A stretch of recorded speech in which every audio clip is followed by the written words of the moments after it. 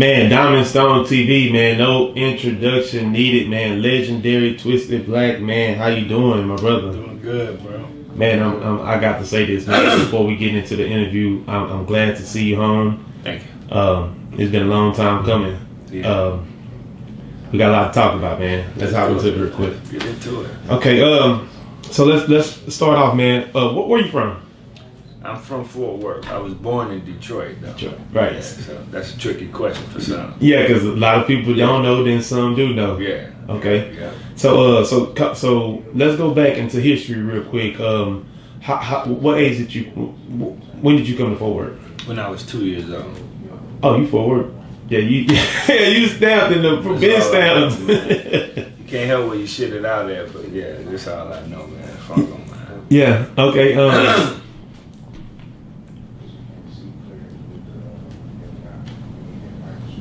Okay, so kind of tell me, man, how was it growing up in Fort Worth, Texas? It was cool, man. You know, I was kind of quiet kid, so laid back. Wasn't playing sports or none of that. I was always, you know, kind of into music. You know what I mean? So right. You know, then as I got a little older, it was cool. It was a little rowdy. You know what I mean? But at the most, you know, we might just fight a little bit. You know, right? You know, then start getting some money. So what you mean when you say that you was a little into music? Like I heard you know. Yeah, like my I come from a music background. Like I had a cousin, couple cousins that right. played piano, sung, stuff like that. So right. So I adopted that. So I kind of grew up in the studio in Flint, Silver Sons, R.I.P. To the engineer out there. But right. So yeah, I come up in the music under me, you know, listening to the Frankie Beverly and Mays, what's my man named the jazz my auntie played, you know. So yeah, you know, I was always more into who inspired you? Just to, because I know at some point it had to be an artist that inspired you to do the rap. Yeah, I can't really say that. My biggest inspiration, man, in rap was Tupac. Tupac. I can't say he inspired me. Can't say he led me to do it, but he showed me how I wanted to do it. Right. Because Tupac, to me, right. You didn't listen to a Tupac song or album or whatever. You felt it. You know what I mean? So, and then when I would feel that, I was like, shit, that's what I want to do. I want to make you feel me. You know, that's where that came from. Right. He was just one of those artists. Right. Okay. So as you know, you growing up, where did it hit you at? Like, I want to pursue music. I want to go after music. I tell you what, I was always doing it, but I started to pursue music in like 91. 91. Yeah. Like 91. I was already in the street heavy. And I got shot in 91. So once I got shot in 91, I was like, you know what? I'm gonna press out with this music, you know, and see where that take me. Yeah. You know, my mind was made up by then, you know. But I still was in the street, but I wanted to, you know, I knew I wanted to be, you know, a rapper or whatever. Right. Yeah. Okay, so a lot of people, we know your background and where you come from, you know, coming from the streets and things like that, right? Being a rapper, right? Okay. You do? Well, yeah, okay. I mean, what we heard. You know enough. Yeah, we know enough. Because I didn't grow up in that era. I'm 92, baby. Okay. Right? You're a couple years older than me. Yeah. So, yeah. Okay, so you said earlier when I asked you, said that you was like a quiet kid, like you was kind of to yourself. So how did that kind of emerge to you? Because right now, like, I ain't gonna lie to you, my era when I grew up is everybody looked at you as like OG, like, oh, he that person. You know what I'm saying? Like, when did it ever happen to where like I guess you came out your shell or you emerged into a different person or what? I can't really say. I'm still pretty laid back. Yeah. You know, not a loud person or animated, but my change, I think, I want to say, my metamorphosis happened when I lost my father, and I was in the 7th grade. So I think that, you know, a lot changed. I can't just point like how or what, but something, you know, something happened. Because now that I'm older, I look back, that's when I started just kind of not giving a fuck about most things, you know what I mean? So Gotcha. Started getting in trouble and, you know, kind of hanging out, bucking on my mother, you know what I mean? So when she would say something, I'm bucking on what she say, and I'm coming in when I come in type shit, you know, hanging out with the guys. You know, I don't know if it was losing him that made me change, or if it just happened at that time, you know, to be honest. So, yeah. Right. Is we limited on what we can talk about? And right now? Yeah. Nah. We can talk about anything. I don't care. Right. Yeah. Okay. So we're going in. Go ahead. So what drew you to the streets? Just, you know, because I heard the raps. Before we even get to the song, I just want to know, like, what drew you to the streets? My father. See, excuse me for whatever that was, got me choking.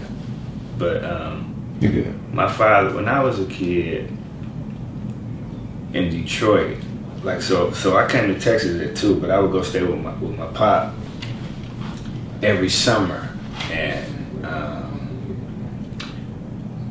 you know, I was his only child, so Right. he was older, you know, so I'm what they call an old man baby. Right.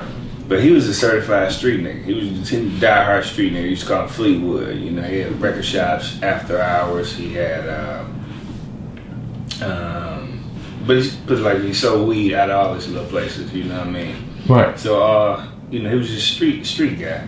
So I grew up around pistols, around drugs, around the nightlife. At the age of 6 and 7 years old, I could roll a joint. You know what I'm saying? I was bagging down pounds of weed, separating the nickel bags from the dime bags, and you know, he taking my little baby scissors that he got for me to help him. You know, so that did it. You know what I'm saying? And it's sad in a way, because now that I'm older, shit, I ain't. You know, I mean, yeah, I could have made it another way, but the deck was kind of stacked against me, you feel me, because of the way I came up. So, right. You know, and that's the same thing for a lot of the youth now. You know, their environment plays a big part of where they're going. So, yeah, so it was just a matter of time before I got out there myself. And then you being there for Fort Worth didn't make it any better. Nah, it didn't. Yeah, so I had 2 things, right? Right. That was against me. I was small, and I had an accent, so niggas knew I wasn't born in Fort Worth. Gotcha. You dig what I'm saying? Gotcha. So I had to run through a whole lot of niggas behind that. Right. But the thing about it is, the people that knew me, they knew I was cool, you know. So I'm one of the people that you know, that I could pretty much get along with anybody, you know. Yeah. So yeah, I'm coming up because I ain't on that. I'm just, you know, I'm just chilling. Yeah. But when I got out there, I just played hard. Yeah. Man, you said your presence is felt, dude. I mean, you're not even, you know, most people get on, we're not doing no name calling, but most people get on this camera and they yell, they scream, and, Right.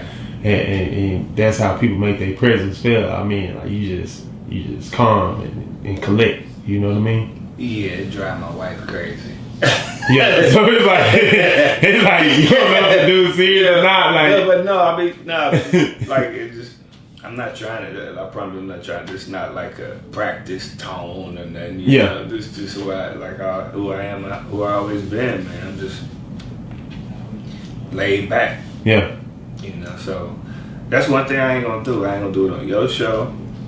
I ain't gonna do it on any other podcast and I don't care how big I get or if I never make it, I'm not finna change up and get on this. Okay.